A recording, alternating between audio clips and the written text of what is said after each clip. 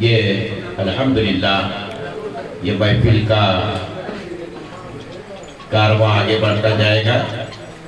उससे पेशतर मैं जनाब आपके और हमारे दरमियान में जनाब मोहम्मद नईमुद्दीन साहब, इससे मैं गुजारिश करता हूँ कि आपके ट्रस्ट के ओर से हम सामाईन के दिलों को अपने मालूमात से जो है हमारे जहनों को उजागर करें, और जिस तरह से आपने हमारे शहर मुखेड़ में आकर के कर्जा मुक्त अभियान का जो भी आपका जो है सिलसिला, आपका काम करने का अंदाज है, आपके बात का और आपके काम का अंदाज है, वो हम सब के सामने आपने पेश किया।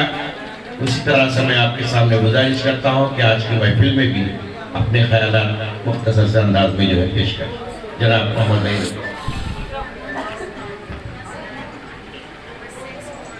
अस्सलाम वालेकुम वरहमतुल्लाहि वबरकातुहू। मैं Mohammad Naeem Noble India Global Trust और किसान मजदूर जागृत मंच के तेलंगाना का प्रेसिडेंट हूँ और सदर हूँ।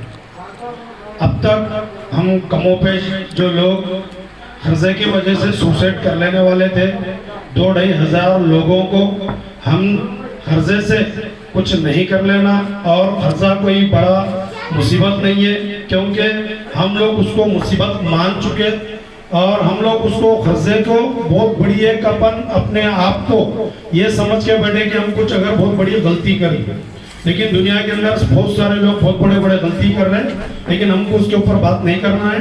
लेकिन फिर भी जो लोग कर्ज वगैरह लेने के बाद अगर अपने आप को गलती समझ रहे, तो ऐसा कोई गलत कदम उठाने की जरूरत नहीं है, ऐसा कोई गलत काम करने की जरूरत नहीं है, क्योंकि हमारे बड़े बताए कर्जा लिए तो कर्जा चुकाना 100% जरूरी है। अगर यहाँ नहीं तो कल उसको हशर के मैदान में भी हिसाब देना पड़ेगा। आप लोग इस बड़े लोगों से, बड़े बुजुर्गों से, हाफिजों से, आलिमों से, मुफ्तियों से, खारियों से, हर जगह मस्जिद से, हर जगह खानकाहों से आवाज ये बात सुनते हैं कि हम कर्जा लिए तो कर्जा चुकाना जरूरी है, अगर यहाँ नहीं चुकाए तो कल हशर के मैदान में भी इसका हिसाब किताब देना पड़ेगा। तो आज मेरा ये सवाल है कि कर्ज किसको बोला जाता है? कर्ज किसको बोला जाता है? कर्जा लिया तो उसको कर्ज बोला जाता है, या धोखे से दे दिया उसको कर्ज बोला जाता है? मेरा आप लोगों से सबसे सवाल है, कर्ज जो लिए उसको कर्ज बोला जाता है या धोखे से कोई दे दिया उसको कर्ज बोला जाता है? क्योंकि हमारे हिंदुस्तान के अंदर सिर्फ और सिर्फ 800 टन सोना रखे वाला है। 800 टन सोने का सिर्फ 5,000 लाख करोड़ यानी कि आरबीआई टेंडर है, आरबीआई छापे वाला है। सिर्फ कितना? 5,000 लाख करोड़ छापे वाला है, और पूरे हिंदुस्तान के अंदर 34,000 लाख करोड़ करेंसी चल रही है।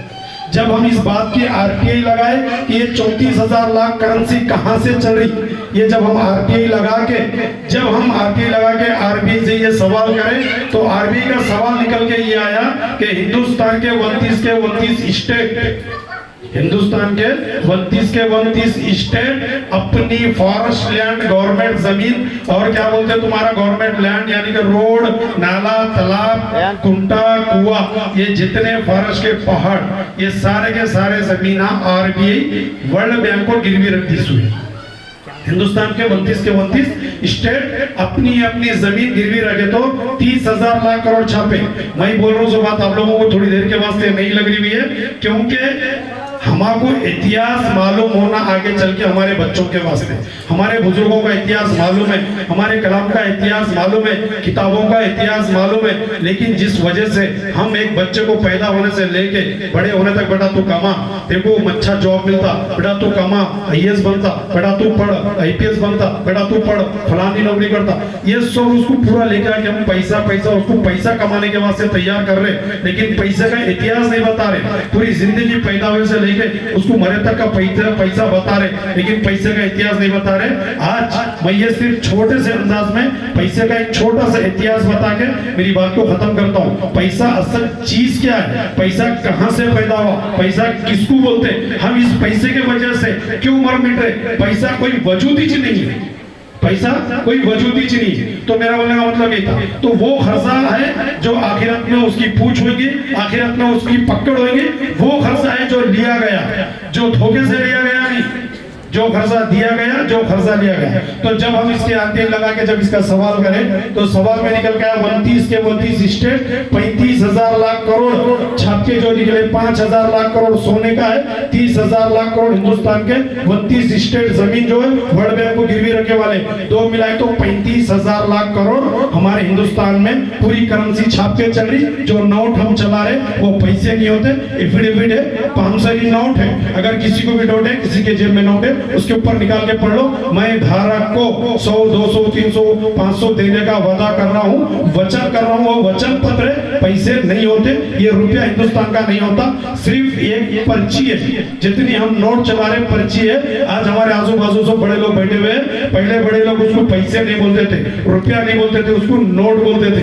10 की नोट, 100 की नोट, 200 की नोट, 500 की नोट, 1000 की नोट बोलते थे, रुपया नहीं बोलते थे। क्योंकि पहले लोगों को मालूम था अदला बदली चलती थी, अदला बदली के बाद में फुट्टी कौड़ी आई, फुट्टी कौड़ी के बाद में कौड़ी आई, कौड़ी के बाद में धेला आया, धेला के बाद आना आया, आना के बाद पाई आई, पाई के बाद पैसा आया। जब पैसा जाके 100 पैसे को जोड़े, क्योंकि ये इतिहास हमको मालूम रहेगा तो हम कल चल के हमारे नस्लों को भी बता सकेंगे। क्योंकि हम इतिहास भूल जा रहे, जिस चीज क्या से मर मिट रहे उसका इतिहास हमको नहीं मालूम है, उसकी नाम नहीं मालूम है, उसका गाँव नहीं मालूम है। अगर जितने मजमे में बड़े लोगों को अगर 1 रुपया क्या चीज है बोले तो कोई बताने को तैयार नहीं। क्योंकि जब 100 पैसे से जोड़े तो 100 पैसे एक जगह जोड़ते तो उसकी चांदी की एक मोहर बनती थी। जब उसकी एक मोहर को डिवाइड करते तो वो जाके 0.777 मिलीग्राम गोल्ड 1 रुपया बनता, जो 1 रुपया आज हिंदुस्तान का 5,800 के पेपर करेंसी के बराबर है। कौन बोले हिंदुस्तान गरीब है? सोने की चूड़िया ऐसी नहीं बोले थे हिंदुस्तान को, सोने की चूड़िया हिंदुस्तान को ऐसी नहीं बोले थे। आज भी हिंदुस्तान का 1 रुपया 5,800 के बराबर है। क्योंकि जो भी बैंक दे रहा, जो भी कंपनी फाइनेंस दे रही, वो अग्रीमेंट के ऊपर रुपीस में करा लेते हैं। जबकि रुपीस में करा ले रहे, अगर वो मान के चलो कि अगर तुम्हारे को 100 रुपए दे रहा तो तुम्हारे को 100 रुपए के बदले तुम्हारे से 6 लाख रुपए वसूल कर रहा हो। जब ये धोखे से दे गया पैसा, उसको चुकता करना किस हिसाब से? तो जब मैं बात बोलते बोलते आया कि 34,000 लाख 35,000 लाख करोड़ जब हिंदुस्तान में छाप के जब चला रहे तो पूरे हिंदुस्तान में कितने रहना, क्योंकि आरबीआई को कंट्रैक्ट दिया वाला है, टेंडर दिया वाला है ये नोट छापने का। तो 35,000 लाख करोड़ सुने जरा, 35,000 लाख करोड़ हिंदुस्तान के अंदर छापे वाले हैं। तो हिंदुस्तान में कितना चलना पैसा, कितना भी सराउंडिंग में घुमा तो 35,000 लाख करोड़ घूमना। जबकि हिंदुस्तान के ऊपर ये यहूदियां, ये क्या बोलते तुम्हारे अमेरिकन वाले, ये मानो तुम्हारे ईस्ट इंडिया कंपनी वाले, ये सारे के सारे मिला के क्या, ये सारे के सारे मिला के 245,000 लाख करोड़ का हम जनता के ऊपर कर्जा दे दिए, जो हम कभी भी चुका नहीं सकते। ये इतिहास हमको मालूम रहेगा तो कल के दिन हमारे नस्ल, हमारे बच्चे ये कर्जे की दलदल से बाहर निकलेंगे। नहीं तो हम जो बच्चों को प्रॉपर्टी कमा के रख रहे, जो बच्चे मेरे बोल के कमा के रख रहे, वो बच्चे गुलाम होने की कगार पे ठहरे हुए।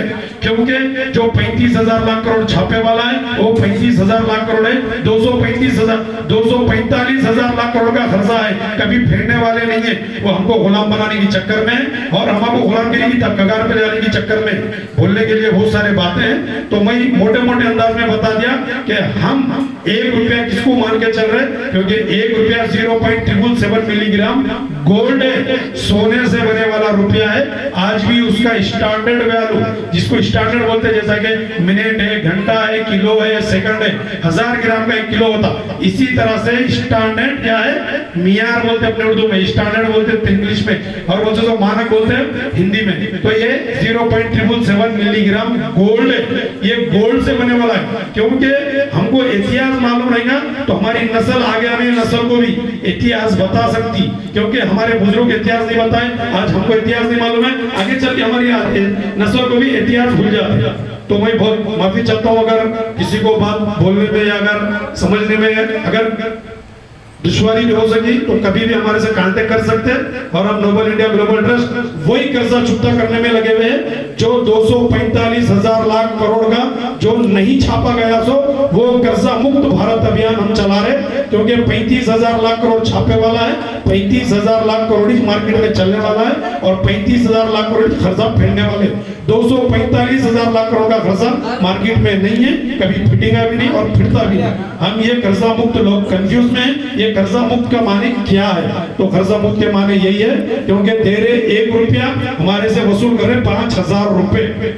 तो मेरा बोलने का मतलब यही है, अगर आप किसको भी डाउट है, अगर कोई भी कंफ्यूज है तो हमारे नोबल इंडिया ग्लोबल ट्रस्ट से मिल सकते हैं। हम कोर्ट को भी लगाने के लिए तैयार है और आपकी फाइल भी लगाने के लिए तैयार है, आपको हम कर्ज मुक्त करने के भी लिए तैयार है। उसी बेसिक के ऊपर आपके ऊपर 10 लाख रुपए का कर्जा है तो हम 2 लाख रुपए में चुकता करते, किसी का 1 करोड़ का कर्जा है रुपए में लीगल तरीके से, कानूनी तरीके से हम चुकता करते हैं उसका। अगर किसी का 1 करोड़ का कर्जा है तो हम 10 लाख रुपए में लीगल में चुकता करते हैं उसका। बस यही बात बोलते हुए कोई भी गलत कदम उठाने की जरूरत नहीं है, क्योंकि अगर कर्जा ऐसी चीज है भाई भाई में, रिश्तेदार में, मियाँ बीवी में और आपस के दोस्त रिश्तेदारी में झगड़ा लगाने वाली पैसा है। आप पैसे को अहमियत देने की कोई जरूरत नहीं है, पैसा कोई बड़ा अहम मुद्दा नहीं है, क्योंकि पैसा सिर्फ 1 रुपया जो है 0.777 मिलीग्राम गोल्ड है। तो आप लोगों के इतिहास बताने के लिए और मेरे को यहाँ मंच पे बात करने देने के लिए बहुत बहुत शुक्र अदा करते हुए मैं सबको अस्सलाम वालेकुम कहते हुए जय हिंद जय भारत। शुक्रिया। बहुत अच्छी तरह से हमारे जनाब मोहम्मद नईम साहब ने कर्ज मुक्ति अभियान के तहत बहुत सारी मालूमात से आपको और हमें आगाह किया। लीजिए, और आपके और हमारे दरमियान में ताल्लुका मुखेल से आज बिलखुसूस आज की इस महफिल नूरानी महफिल